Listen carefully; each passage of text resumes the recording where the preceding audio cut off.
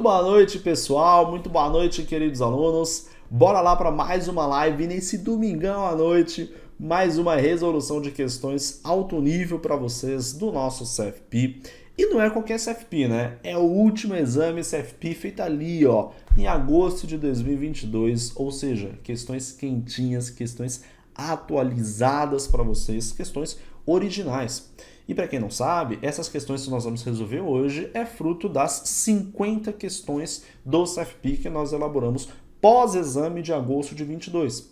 Esse documento você pode conseguir ali no WhatsApp do estagiário, então se você ainda não tem, chama lá o estagiário no chat, ele vai te mandar, ou vai estar aqui em algum lugar na descrição do vídeo, beleza? E claro, isso tudo é fruto de muito trabalho feito com os nossos alunos. Não tem divulgação de questões por parte da Planejar, da FCC, da banca ou de qualquer outra empresa, mas sim muito trabalho, muita proximidade com os nossos alunos, ali nas mídias, ali nas redes sociais e, claro, no dia da prova, no qual a gente ficou, eu, Germano, Lucas, o dia inteiro, o período inteiro ali na hora da prova, com bastante proximidade, bastante apoio ali aos nossos alunos e bastante feedback, o que nos aqui proporciona bastante material para as nossas questões cada vez mais atualizadas. Beleza? Tranquilo? Então, antes de começar, só passar um recado que, na verdade, vocês já sabem, né? Aqui na escola a gente não é vender curso apenas por vender. A gente sempre está focado no conhecimento, no aprendizado de vocês. Até porque todos esses conteúdos, eles fazem diferença ali na hora da prova e fazem diferença no pós-prova. Fazem diferença na prática, fazem diferença na vida de um planejador financeiro CFP.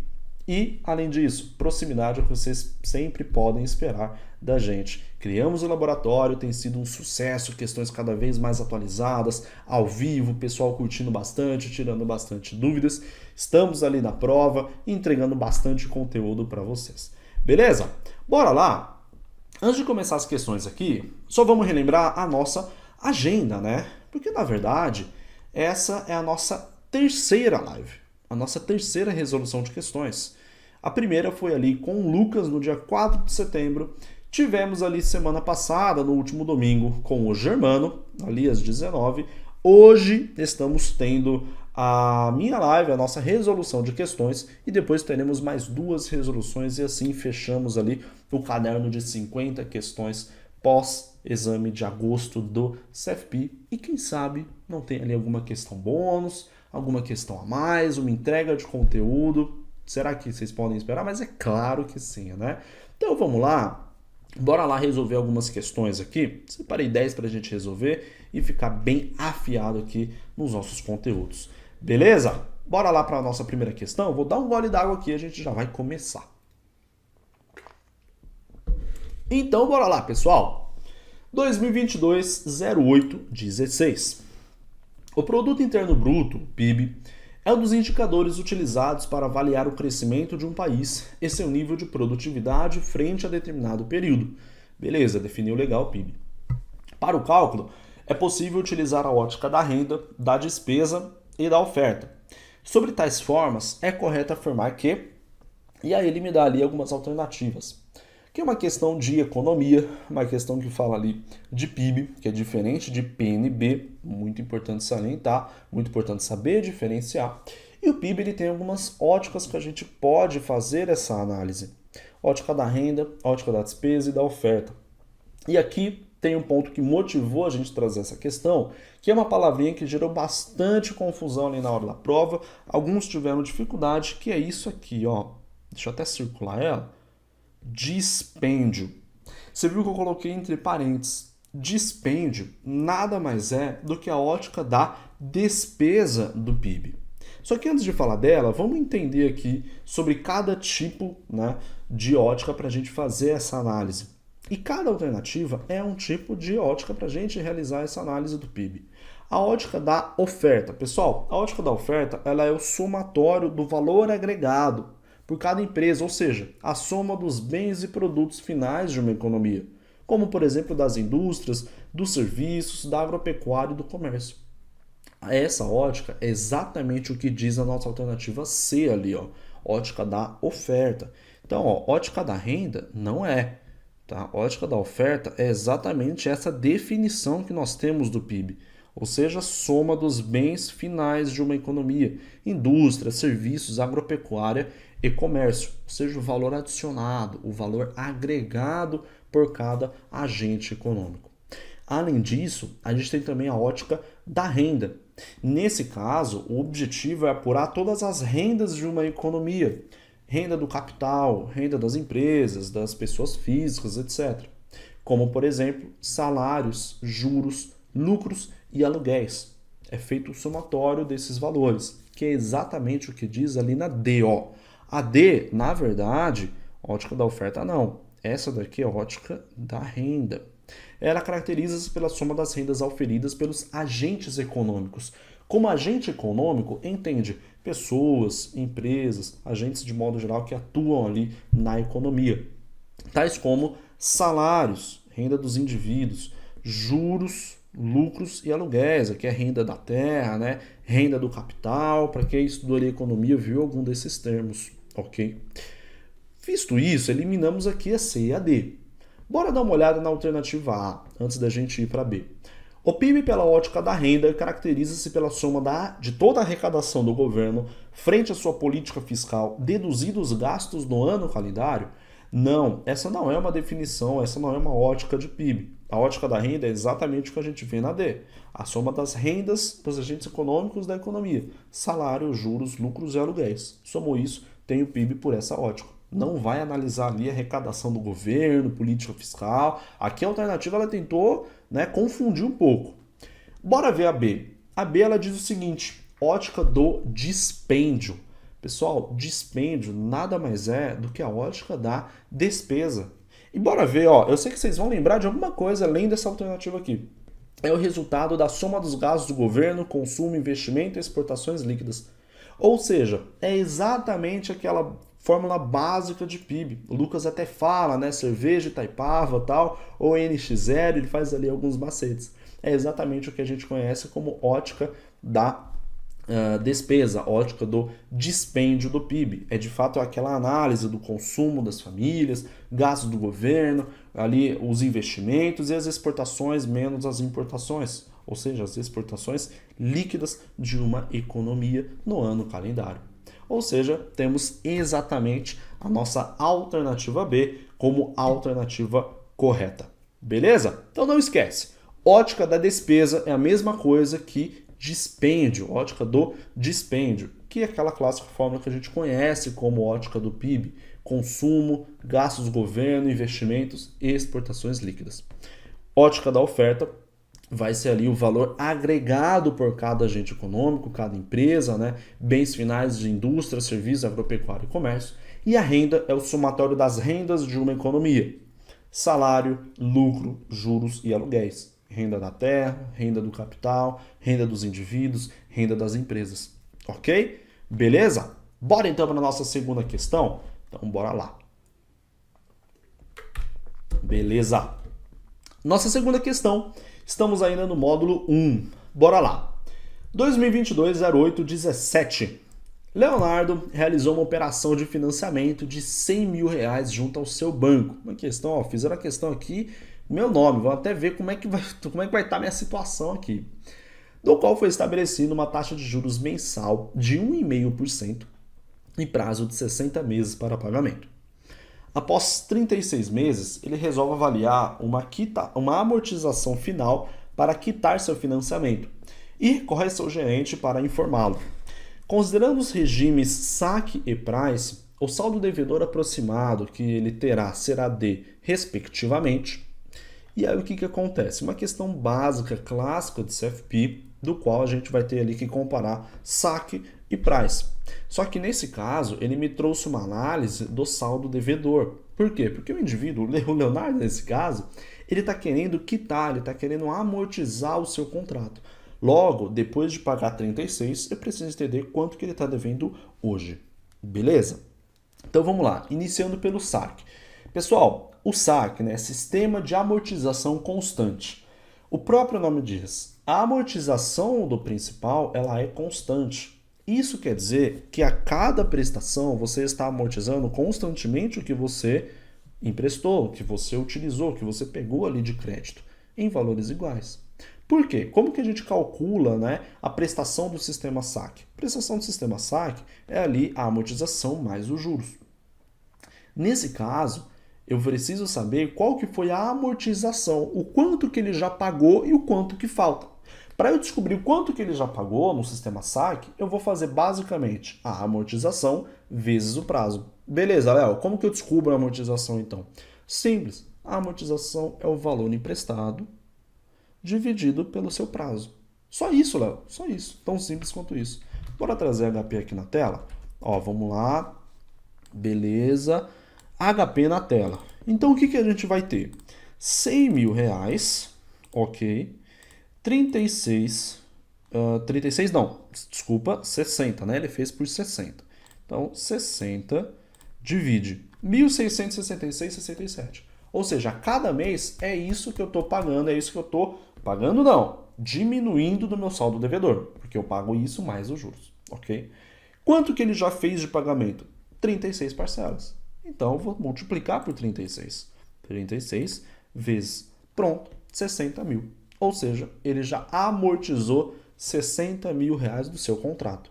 Visto isso, quanto que falta? Pô, se ele contratou 100, já amortizou 60, falta de fato 40 mil. Simples assim.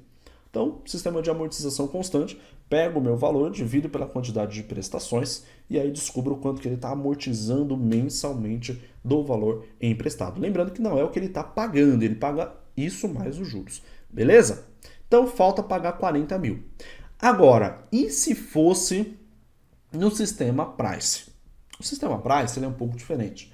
O sistema Price é aquele que as prestações são iguais e a gente tem um valor de juros um pouco maior. Diferente do saque, que as prestações elas são ali regressivas. Visto isso, a gente vai usar as próprias funções financeiras da HP para efetuar esse cálculo. E a gente vai fazer o seguinte, ó. Então, primeiro, eu preciso descobrir aqui o meu PMT, né? Ou seja, quanto que é a minha prestação. Nesse caso, eu vou incluir nas funções financeiras a própria HP, como a gente conversou. Então, 100 mil CHS-PV, que foi o valor contratado. Eu tenho aqui 60 meses, 60N, e 1,5% ao mês de taxa de juros. O meu PMT, 2.539,34. Agora, eu vou virar para HP e falar, HP, eu já paguei 36 prestações. Já paguei isso. Quanto que eu devo? E como é que eu faço isso? Informar para a HP e pedir para ela quanto eu devo. Simples. Eu vou manter o meu PMT. Então, ó, vou manter o meu PMT. Vou manter a minha taxa de juros, porque a taxa de juros ela não altera, ela permanece. Porém, no meu N, é aí que eu vou falar para a HP. Então, eu vou falar, HP, já paguei 36. N. Quanto que falta para eu pagar? Ou seja, qual que é o valor futuro? Quanto que eu ainda tenho que pagar? E aí é, de fato, o nosso FV, o nosso valor futuro. E aqui a gente tem o resultado de 50.864 de saldo devedor, caso fosse o sistema Price. Beleza? Tranquilo, então? Visto isso, temos exatamente aqui, ó, a nossa alternativa C, exatamente a nossa alternativa C, como trouxe ali o nosso tubarão. Então, pessoal, se atente aqui nessas questões de saque price, na dinâmica de cálculo de cada um. Isso aqui costuma ser assunto certeiro em módulo 1 do CFP, simulados e, obviamente, a própria prova em si, né? Geralmente vem ali algumas questões e saber diferenciar a parte do cálculo e da teoria de cada um é bem importante. Beleza? Tranquilo? Bora então para a nossa terceira questão na aula de hoje. Bora então resolver aqui mais uma questão quentinha e nova para vocês. Bora lá! Mais uma questão do módulo 1, 2022-08-18. Sobre o crédito consignado, analise as afirmativas abaixo. Então, uma questão teórica, crédito consignado, que também caiu aqui, a gente tem que entender um pouco mais as suas regrinhas. Ó, ele me pergunta, claro, que está correto. Bora analisar aqui uma a uma. O que a gente vai ter? 1. Apenas os titulares de benefícios de aposentadoria e pensão do Regime Geral de Previdência Social E os empregados regidos pela consolidação das leis do trabalho, a CLT, podem contratar o crédito. O que a gente tem de regra aqui do consignado, pessoal? O consignado, ele tem o público-alvo muito bem definido. São 3. Primeiro, quem é funcionário de empresa privada, né, no caso aqui o CLT, tudo bem. Quem é ali beneficiário, né, do regime geral de previdência social, né, ou seja, o próprio INSS, beneficiário do INSS, né, ou pensionista e etc., que é ali o regime geral de previdência social. Porém, ele tem mais um. Aqueles que estão enquadrados, não na CLT, mas no regime próprio de previdência social, o RPPS. O que é isso, Léo? Em resumo, são os funcionários públicos. Sim, a gente sabe, né? Funcionário público também pode usufruir do crédito consignado, que é aquele com desconto em folha. E aqui a gente invalida nossa primeira alternativa, porque a primeira alternativa, ela aqui contempla a CLT, os empregados de empresa privada, ela contempla os beneficiários do INSS, porém ela não está falando aqui do RPPS, dos funcionários públicos. Ela diz que apenas esses dois podem. Sendo assim, ó, a gente tira ela daqui, porque não são apenas esses dois. Funcionários públicos, funcionários públicos também podem usufruir. Bora para a segunda. Possui cobrança de IOF de 0,0082 ao dia, com valor adicional de 0,38 sobre o valor da operação? Sim, é exatamente esse o IOF sobre o crédito consignado. E aqui é muito importante se atentar que em 2021 houve ali uma alteração, houve um aumento temporário, porém foi válido apenas para 2021. O IOF atual do crédito consignado é exatamente esse, 0,38 sobre a operação e 0,0082% ao dia, né? E tem o adicional de 0,38 da operação. Fechou? Bora analisar a 3. O desconto em folha de pagamento também poderá incidir sobre as verbas rescisórias devidas pelo empregador, se assim previsto no contrato de crédito. E aí? Questão mais específica é essa, né? Será que o consignado pode ali afetar a rescisão de um trabalhador? Sim, pode sim afetar a rescisão de um trabalhador em até 30% caso estiver previsto no contrato do crédito. Então, é sim permitido afetar ali a rescisão de um trabalhador para quitação, para pagamento das prestações do crédito consignado. Tem essa característica também, menos falada, porém a gente tem que conhecer aqui no detalhe. Beleza? Visto isso, temos aqui exatamente, né? Temos aqui a 2 e temos aqui a 3, ou seja, dá exatamente para a gente a nossa alternativa C.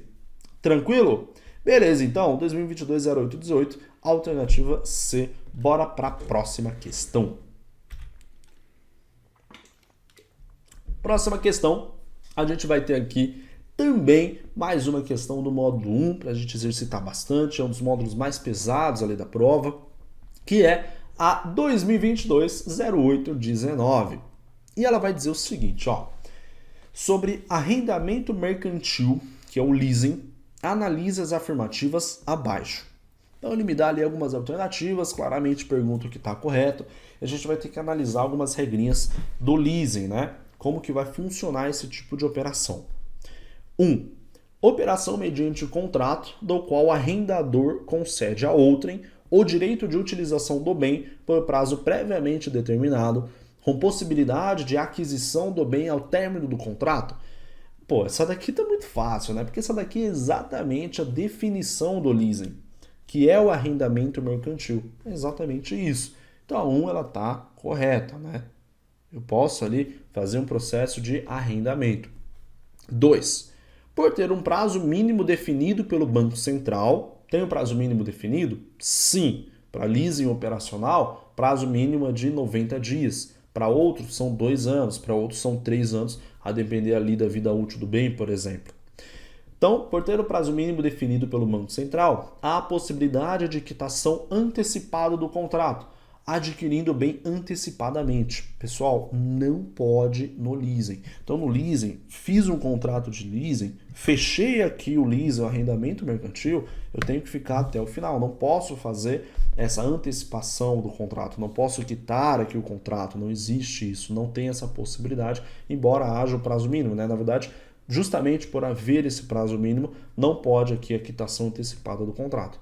Então, muito importante aqui, algumas pessoas podem confundir quando compara, por exemplo, com financiamento, né? Então, você não pode fazer essa quitação. E a 3 diz aqui, no final do contrato do leasing financeiro, o arrendatário tem a opção de compra do bem por um valor previamente definido, a valor de mercado, valor simbólico ou valor mínimo denominado valor residual garantido, VRG, caracterizado por um percentual do bem arrendado.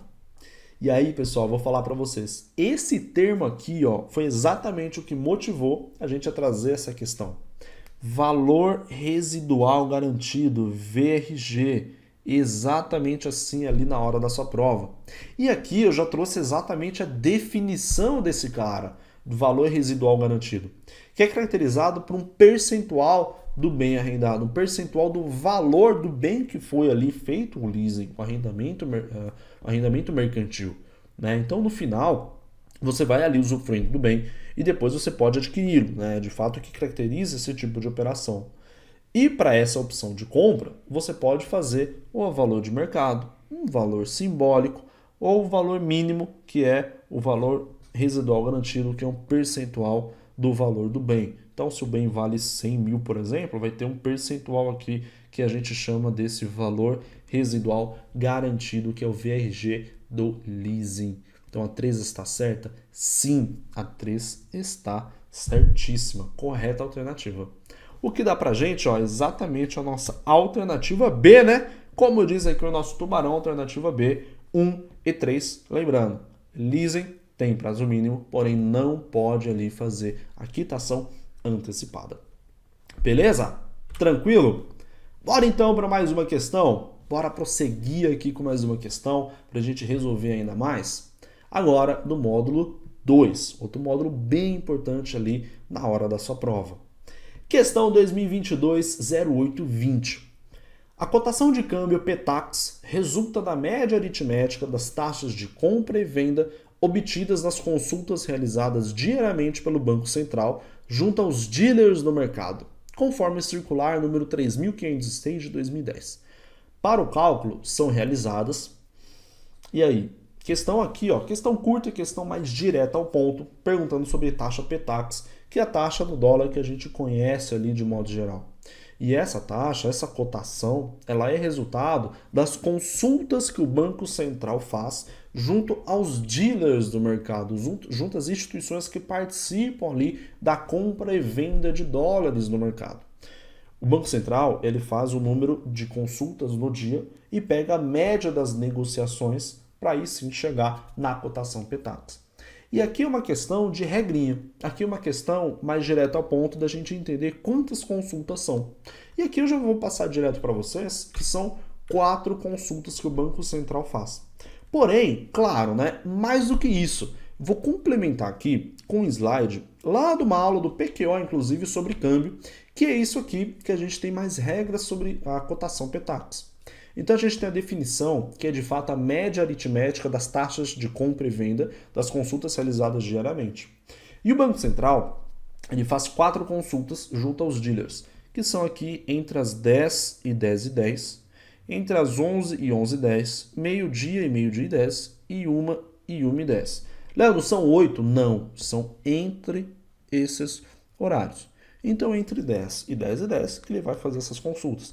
Entre 11 e 11 e 10, meio-dia e meio-dia e 10 e 1 e 1 e 10.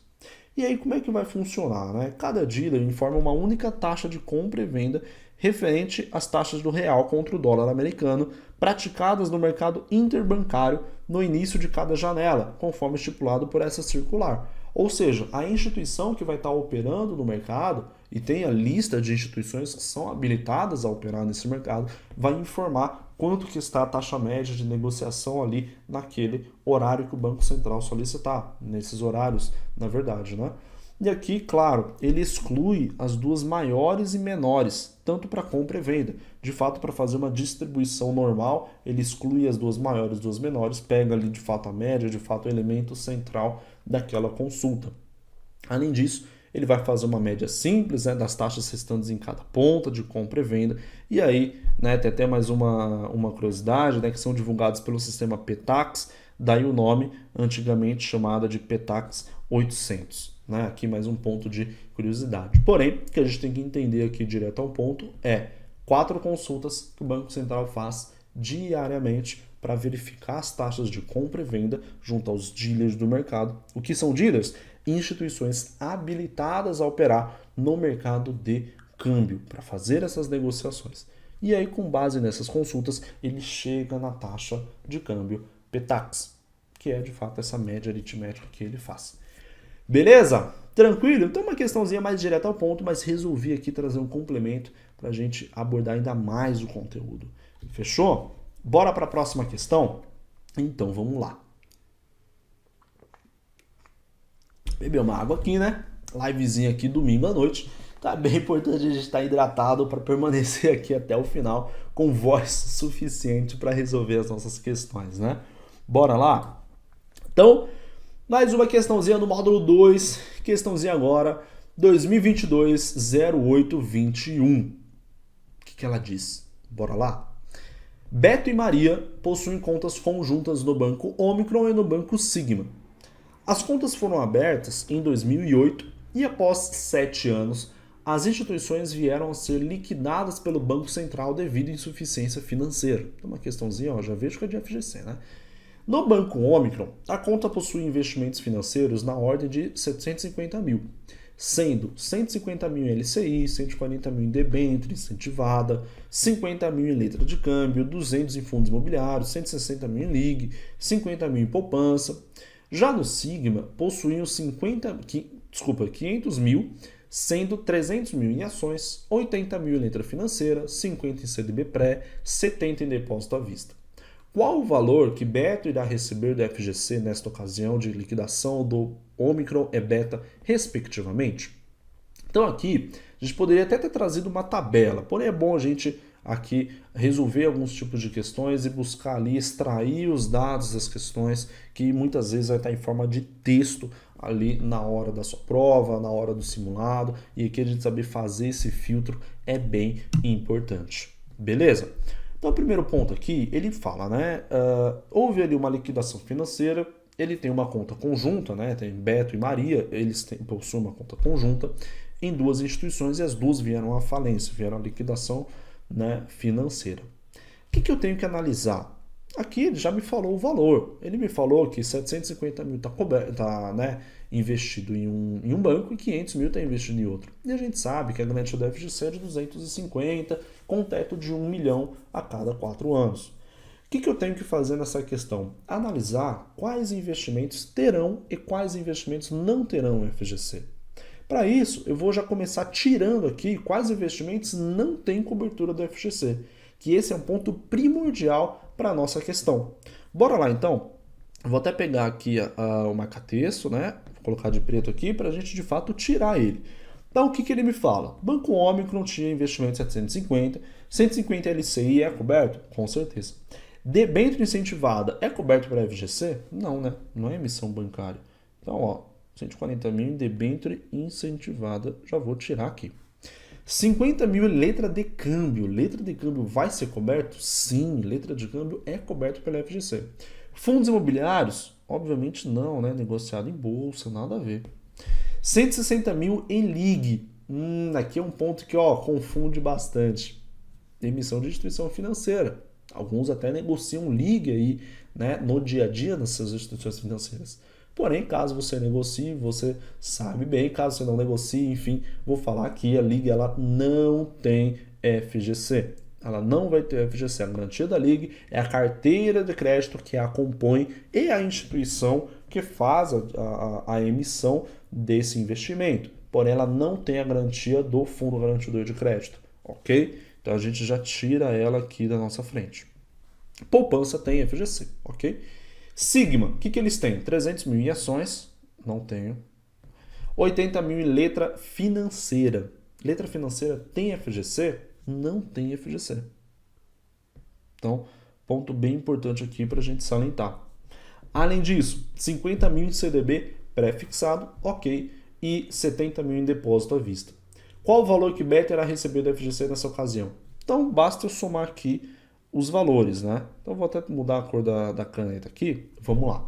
Então, no banco Omicron, o que ele vai ter? O Banco Omicron, ele tem ali investimentos, tal, 150 mil em LCI.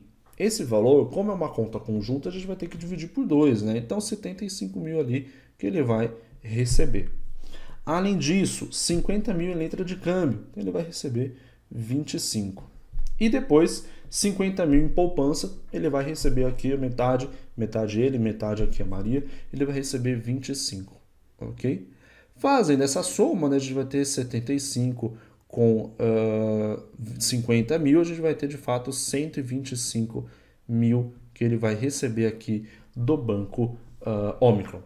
Enquanto do Banco Sigma, o que vai acontecer? Ele tem 50 mil no CDB pré-fixado, vai receber aqui 25, ok? Ele tem aqui 70 mil em depósito à vista, o DAV, né? Dinheiro ali na conta corrente, disponível para sacar livremente. O que ele vai ter? Ele vai ter aqui de fato a metade, ele vai ter aqui 35 mil, ou seja, somando aqui esses dois caras, nós vamos ter exatamente 60 mil que ele vai receber do Fundo Garantidor de Crédito. Beleza? Analisando aqui nossas alternativas, nós temos respectivamente 125 e 60 mil, ou seja, temos aqui a nossa alternativa D. Beleza? Então, questãozinha de FGC, questãozinha mais ali analítica, de você filtrar ali alguns dados, conhecer as regras dos produtos, conhecer as regras do FGC e aí depois só somar o que de fato ele vai receber. Lembrando que a outra metade é para Maria, por isso que eu fiz aqui a metade de cada investimento, ok? Beleza? Bora então para a nossa próxima questão? Então vamos lá para a nossa próxima questão. Beleza? Questãozinha também aqui do nosso módulo 2. Bora lá resolvendo esse domingão à noite, nessa live aqui de resolução bastante atualizada para vocês. Bora lá. 2022-08-22. O estagiário é um profissional do meio artístico com anos de experiência em canto e composição. Uma questão até diferente aí, né? Personificando o estagiário. Conhecido por ser muito estudioso e inteligente, resolveu se dedicar a conhecer mais sobre investimentos e após consolidar-se financeiramente. Certo dia, foi procurado por um profissional CFP de sua corretora, porém recusou a assessoria. Não quero esse negócio não. Pois informou que para obter informações, costuma conversar com seus amigos mais experientes, buscando entender como investem e o que recomendam com o objetivo de seguir os mesmos movimentos. Pode-se afirmar que o profissional da corretora observou que o estagiário possui o viés de... Então, uma questãozinha de viés comportamental, finanças comportamentais. E aqui a gente tem algumas alternativas. O viés da disponibilidade, o que ele diz para a gente? O viés da disponibilidade, ele diz que o investidor ele vai tomar uma decisão com base numa informação, na última informação disponível, numa notícia, numa manchete, em algo que ele viu ali, né, num grupo, ok? Na última informação. Não é o caso. Ele não falou de fato de uma informação disponível de forma clara. O efeito manada diz que o investidor vai tomar as decisões conforme, entre aspas, a manada, conforme o povo, conforme as outras pessoas também estão tomando decisões, conforme sua família, conforme seus amigos, conforme ali seus conhecidos, conforme o pessoal do trabalho, conforme ele vê as outras pessoas agindo, ele vai agir também. É isso que diz o efeito manada e é isso que diz a nossa questão, né? Nossa questão diz ali que o estagiário, ó, olha o ponto muito importante aqui da questão. Ele costuma conversar com seus amigos mais experientes, costuma conversar com a manada, buscando entender como investem e o que recomendam. Olha aqui, eu vou até grifar, que é um ponto muito importante para a gente entender o que é esse viés comportamental. Com o objetivo de seguir os mesmos movimentos. Ou seja, para onde os amigos vão, ele vai junto. Se os amigos comprarem Vale, comprarem Petro, ele vai comprar. Se os amigos comprarem crédito privado, assumirem ali uma reserva de uma oferta pública, etc., ele vai fazer também. Ele quer seguir os mesmos movimentos. E isso é o nosso efeito manada, beleza? Mas bora passar aqui pelos outros temas, né? Pra gente ficar completo aqui. Frame. O frame é o enquadramento. Ele vê uma notícia enquadrada, ele vê algo enquadrado para o que ele quer acreditar. Não vem ao caso aqui.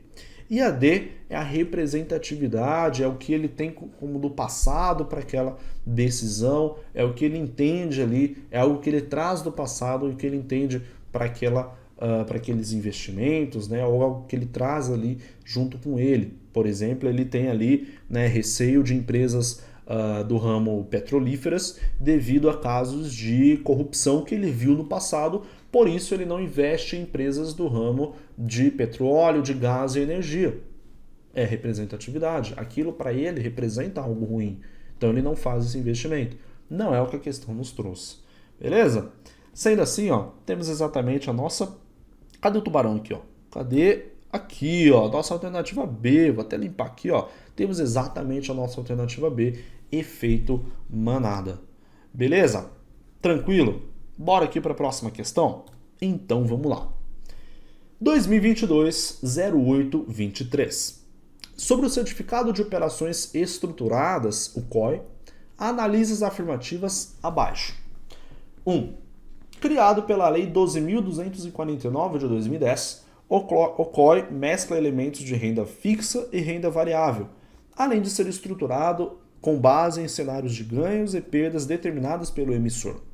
Tá correto isso? Mas é claro, isso é exatamente a definição do COE, né? Tá bem tranquilo, ou seja, ele vai mesclar elementos de renda fixa e renda variável, vai fazer uma operação estruturada de investimento, certo? Baseada em cenários em que o investidor vai ganhar e vai perder, ou vai ter ali algum tipo de proteção, vai ter ali algum tipo de ganho.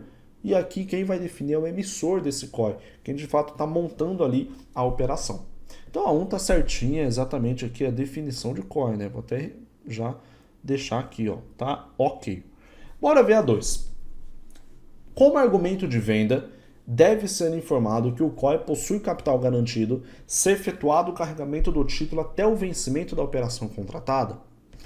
Essa alternativa é o que motivou a gente a trazer essa questão devido aqui ao último exame CFP. E aqui tem um ponto muito importante que precisa ser falado, precisa ser analisado, na verdade, né? Prestado atenção ali na hora da prova e na hora da resolução da questão. COE pode ter capital garantido? Com certeza. Bastantes COEs aí negociados, talvez até você, meu caro aluno, negocia COE ali no dia a dia, sabe que sim, alguns COEs eles têm sim o capital garantido, ou seja, caso houver ali um cenário de perda, o investidor ele tem ali o capital garantido, né? Ou seja, o mínimo, o valor que ele aplicou, o principal que ele aplicou, e talvez até algum prêmio, né? Ou seja, o principal mais 4%, enfim, etc e tal. Porém, olha como a alternativa me vem. Como argumento de venda, deve ser informado que o COE possui capital garantido se efetuado o carregamento. Pessoal, aqui é uma questão estrutural sobre o produto em si. Sobre o COE, o Certificado de Operações Estruturadas como um todo. Não está falando de um COE ou outro específico. Ele não te deu o exemplo do COE A ou do COE B. Ele está falando do produto COE. E o produto COE nem sempre terá capital garantido. Pode ter um COE que não tem o capital garantido. Sendo assim, a gente invalida essa questão, a gente invalida essa alternativa, na verdade, essa 2. Porque o COE pode não ter capital garantido. É uma possibilidade ele ter ou não capital garantido. Certo? Sendo assim, quando a questão diz que deve ser informado que o COE possui capital garantido, ela deveria me complementar, caso esteja previsto, ou caso possua, etc e tal. Agora, não é algo que todos os COEs possuem. Sendo assim, ó, a gente invalida essa questão aqui, essa afirmativa. E bora dar uma olhada na nossa 3. Caso o investidor opte por realizar a venda do título em período anterior ao seu vencimento via mercado secundário, haverá possibilidade de cenários de ganhos ou perdas na operação, independente da estratégia pactuada no início do COE. Sim, fez a venda antecipada, pode haver ali perda do capital. Uma vez que você vai ao mercado secundário, você vai ali vender esse COE e aí pode ali ter vai ter uma marcação ao mercado, do qual pode sim ter essa possibilidade de sair com perda. Carregou até o final, assim como todo outro título, você vai sim ter ali o que você contratou, seja IPCA, seja ligado à bolsa, seja ligado ali a algum índice imobiliário, a dólar, a ouro, etc, etc, etc. Ok? Agora, resgatou antes, está exposto à marcação ao mercado. Sendo assim, a 3, ó, está corretíssima. Beleza? Com isso, temos aqui, ó, 1 e 3, ou seja, temos exatamente a nossa alternativa B. Beleza? 1 e 3 aqui, como diz o nosso tubarão. Bora para a próxima questão? Então, vamos lá. Beber uma aguinha aqui para ficar com voz aqui até o final da live. Bora lá? Questão agora, ó, a gente pulou, né, de um módulo lá pro outro. Então a gente resolveu aqui bastante módulo 1, resolveu bastante módulo 2. Agora a gente muda de faixa, mudamos de tema e bora lá pro módulo 4, módulo de gestão de riscos e seguros. Bora falar de proteção. E a questão, né, na nossa live de hoje inicia falando sobre o Conselho Nacional de Seguros Privados. Tema inicial ali quando a gente estuda seguros, né? Ou seja, as entidades ali que atuam no mercado de seguros. Então vamos lá, né? 2022-08-24. Sobre o Conselho Nacional de Seguros Privados, analisa as afirmativas abaixo. Então, mais uma questão de afirmativa, mais uma questão de 1, 2 e 3. Bora resolver bastante questão assim para a gente chegar afiado ali em cada regra do mercado de seguros e dos outros módulos também. 1. Autarquia responsável pelo controle e fiscalização dos mercados de seguro, previdência privada aberta, capitalização e resseguro, com o objetivo de zelar pela defesa dos consumidores dos mercados supervisionados. Pessoal, a maioria talvez diria que essa afirmativa está correta. Porém, aqui é um ponto muito importante de analisar, é que aqui a questão, ela nos traz, vou pegar minha caneta aqui novamente, sobre o Conselho Nacional de Seguros Privados, CNSP. CNSP, ele é o chefão, ele é o órgão máximo ali quando a gente fala em seguros. E essa definição de controle e fiscalização não é feita pelos conselhos, é feita pelos órgãos executores. E o órgão executor que vai atuar no mercado de seguros privados é de fato a SUSEP e não o CNSP. O CNSP, entre aspas, é chefe da SUSEP, está acima, ele é um órgão normativo. Ele que vai ditar as regras, as normas, as diretrizes, a legislação ali daquele mercado. Ok. A SUSEP, ela já vai atuar no controle do mercado, ela já vai seguir as ordens e diretrizes, já vai realizar de fato aqui, ó, acho que a palavra principal é fiscalização. Então essa daqui tá errada porque essa daqui na verdade é SUSEP. Beleza? Então bora ver a 2. A 2 diz: possui função de regular o regime de previdência complementar operado pelas entidades fechadas de previdência complementar com base no decreto 7.123 de 2010. Então vamos lá. O CNSP ele vai regular? Sim, é uma palavra que a gente olha, quando a gente olha bastante, né, quando a gente fala do CNSP. Porém, olha o que ele me diz. Previdência complementar operada pelas entidades fechadas de previdência, EFPCs? Não. Entidade fechada, que são as previdências, os fundos de pensões, por exemplo, de determinados empregados, né, de determinados colaboradores de uma empresa. Nesse caso, o que a gente vai ter é o CNPC, ok? Conselho Nacional de Previdência Complementar. Não vai ser o CNSP que vai lidar com isso. Sendo assim, a gente invalida também a nossa segunda afirmativa. Sobrou a 3 e ela diz o seguinte: é responsável pela regulação e fixação, palavras importantes aqui, ó, regulação e fixação, de diretrizes gerais para contratos de seguro, previdência privada aberta, capitalização e resseguro. Outro ponto muito importante é entender quais são os mercados que o CNSP atua, né? E aqui a gente tem exatamente isso: seguro, prévia aberta, PG, VG, etc., capitalização e resseguro. Além de disciplinar a corretagem do mercado e a profissão do corretor. É exatamente isso, é exatamente essa a definição aqui. Então, apagando todo esse rabisco, nós temos a afirmativa 3 como afirmativa correta, ou seja, dá exatamente para a gente a nossa alternativa D, apenas a 3, para a questão 2022-08-24. Beleza? Bora para a nossa próxima questão. Deixa eu beber uma água aqui. Então, vamos lá. Próxima questão para a gente seguir aqui no alto nível de resolução. Questão também do módulo 4, módulo de seguros, tema bem importante ali para o planejador financeiro, tema bem importante ali na hora da prova e na gestão de riscos como um todo. Bora lá? 2022-08-25.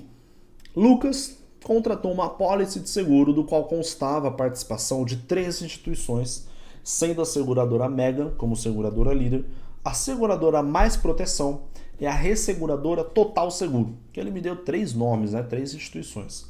Em caso de sinistro, quais seguradoras Lucas deve procurar para registrar a notificação? Caiu bem parecido com essa na última prova do exame CFP. Recebemos bastante retorno. Então ele dava ali 3 seguradoras, 3 instituições e nos perguntava quem que eu já ia falar o investidor, quem que o segurado ele deve procurar caso aconteça ali alguma coisa. Tem ali em caso de sinistro, quem que ele deve aqui fazer a notificação do sinistro. E aqui é bem simples da gente analisar, porque a gente vai ter o seguinte, tem uma seguradora, que ela é a seguradora líder, que é a seguradora Mega. Essa seguradora Mega, ela vai fazer a emissão da apólice e ela vai representar as demais seguradoras. Ela que vai ter o contato aqui com o segurado. Ela que vai fazer a gestão direta aqui do contato nesse caso. Só que por trás da apólice, por trás do documento, que é a apólice, a gente tem aqui a seguradora Mais Proteção. Então a gente vai ter aqui a seguradora Mais Proteção. E aqui a gente vai ter a resseguradora Total Seguro. Ok? Porém, quem tem ali a dinâmica de líder é quem faz o relacionamento direto ali com o segurado. E é quem o segurado vai procurar caso haja algum tipo de sinistro. É de fato a seguradora líder, a seguradora que representa ali aquela apólice perante o segurado, que representa as outras seguradoras. Ele, claro, vai ter anuência que as outras seguradoras vai participar. Porém, é com ele, é com aquela seguradora que o segurado vai ali fazer todo o trâmite de renovação do seguro e de, claro, comunicação do sinistro caso aconteça, de notificação do sinistro. Então, nesse caso, aconteceu alguma coisa, por mais que a Total Seguro, que é a resseguradora, e a outra seguradora, que é a Mais Proteção, estejam por trás, quem é a líder é quem está na linha de frente do relacionamento. E nesse caso, é de fato a seguradora Mega. O que traz pra gente o seguinte, olha a alternativa A, resseguradora Total Seguro? Não, vai fazer a líder. A B diz, seguradora Mega e Mais Proteção, tem que acionar as duas? Também não. A C, somente a seguradora Mega? Sim. Por quê? Porque ela é a líder. Ela é a chefe ali, entre aspas, dessa apólice. Ela é quem representa essa apólice perante o segurado. Então, sim, somente a seguradora Mega. E Tiago deve comunicar todas as instituições. Pensa aí, ter que ali fazer uma notificação para cada seguradora sobre o sinistro que aconteceu. Não faz sentido. Então, nesse caso, temos exatamente a nossa alternativa C. Tem a seguradora líder? É para ela que o segurado vai chamar, é para ela que o segurado vai fazer a notificação, para ela que o segurado vai ali ter o primeiro contato caso aconteça algum tipo de sinistro. Fechado? Tranquilo? E com isso, o que a gente tem aqui? Com isso, finalizamos as nossas questões. Finalizamos aqui, 10 questões alto nível, 10 questões atualizadíssimas para vocês, baseadas no último exame do nosso CFP. 10 questões inéditas, 10 questões originais que eu trouxe aqui para vocês hoje. E já para a gente finalizar com chave de ouro, bora relembrar então a nossa agenda mais uma vez para vocês não perderem nada e ficarem por dentro de todos os conteúdos. Nossa agenda tá do seguinte, como eu falei, a gente teve as nossas lives, 4 do 9, dia 11 do 9. Teve hoje, fizemos agora a terceira live, dia 18 do 9. Teremos mais 2. Coloca aí na sua agenda, coloca aí uma notificação. Particularmente, colocar na agenda ajuda bastante. O celular ele te lembra ali, teremos ali no dia 25 de setembro, próximo domingo, a parte 4 da resolução das nossas questões. E depois a última no dia 2 de outubro, a quinta e última parte da nossa resolução de questões, das nossas 50 questões do nosso CFP de agosto de 2022, baseadas nesse exame, bastante atualizadas, fruto de bastante trabalho com os nossos alunos. Então, pessoal, muito obrigado a todos que permaneceram até aqui. Domingão à noite não é para qualquer um. Muito obrigado para todos que estão aí acompanhando, estão aí resolvendo, estão ali tirando as dúvidas. Ali embaixo, até esqueci de falar lá no começo, mas tem aqui as minhas redes sociais, né? O meu Instagram, tem ali o LinkedIn. Esqueci de colocar o WhatsApp, mas os alunos eles têm ali, né, o WhatsApp dentro da plataforma, né? Tem ali as questões, terão ali o recorte das questões, terão a live completa também para visualizar. Beleza? Então, muito obrigado. Bora lá, bora para cima que o CFP, vou falar para vocês, ele está mudando a minha vida. Eu gosto de falar isso no presente porque está acontecendo. Vale bastante a pena. Segue firme e forte e vocês vão ser CFP, serão tubarão. Beleza? Muito obrigado. Bom descanso para vocês e até a próxima.